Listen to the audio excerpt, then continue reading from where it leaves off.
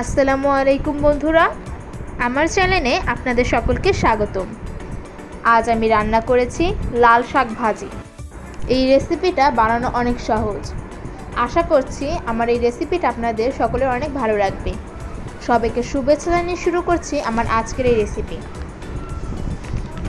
এখানে আমি 3 আটি লাল শাক নিয়ে নিয়েছি।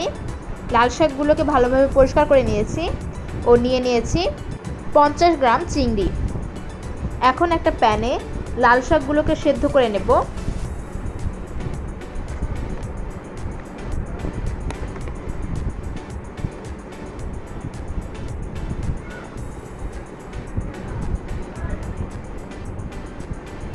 দিয়ে দিচ্ছি স্বাদমতো লবণ। এখন লাল শাকগুলোকে সেদ্ধ করে নিতে হবে।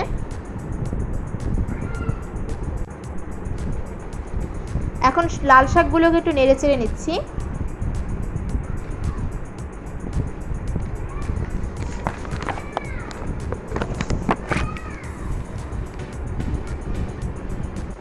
এখন এর মধ্যে দিয়ে দিচ্ছি পেঁয়াজ কুচি, দিয়ে দিচ্ছি 4 থেকে 5টা কাঁচামরিচ যা আমি মাঝ বরাবর চিড়ে নিয়েছিলাম। এখন 2 থেকে 3 মিনিটের জন্য সেদ্ধ করে নেব। সেদ্ধ করা প্রায় হয়ে গেছে। লাল শাকের এই পানিটাকে একদম শুকিয়ে ফেলতে হবে।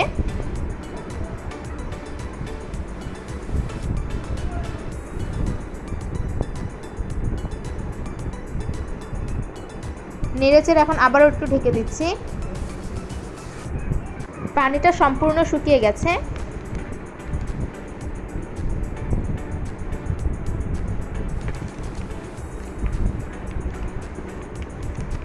এখন একটু নেড়েচেড়ে লাল শাকটা বাটিতে তুলে নেব। এখন একটা প্যানে দিয়ে দিচ্ছি সয়াবিন তেল। তেলটা একটু গরম হয়ে এলে এর মধ্যে দিয়ে দিচ্ছি পেঁয়াজ কুচি, দিয়ে দিচ্ছি কাঁচামরিচ কুচি ও রসুন কুচি, দিয়ে দিচ্ছি চিংড়ি। পেঁয়াজটাকে লাল করে ভেজে নিতে হবে।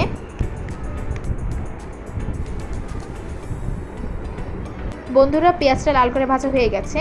এখন এর মধ্যে দিয়ে দিচ্ছি 1 চিমটি লবণ।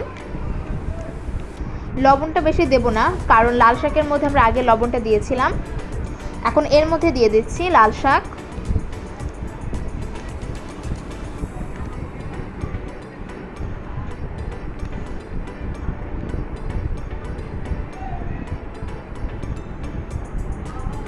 নেড়ে চেড়ে 1 মিনিটের জন্য একটু রান্না করে নেব।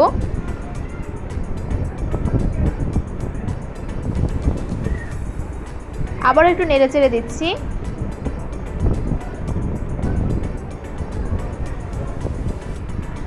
বন্ধুরা, আমার লাল শাক ভাজি হয়ে গেছে। বন্ধুরা, আমার ভিডিওটা যদি আপনাদের ভালো লাগে তাহলে লাইক, কমেন্ট, শেয়ার করতে ভুলবেন না এবং এরকম আরও মজার রেসিপি পেতে আমার চ্যানেলটা সাবস্ক্রাইব করে আমার পাশে থাকবেন। এবং আপনারা অবশ্যই বাড়িতে এরকম লাল শাক রান্না করে কেমন হয়েছে সেটা আমাকে কমেন্ট বক্সে জানাবেন। সবাইকে ধন্যবাদ।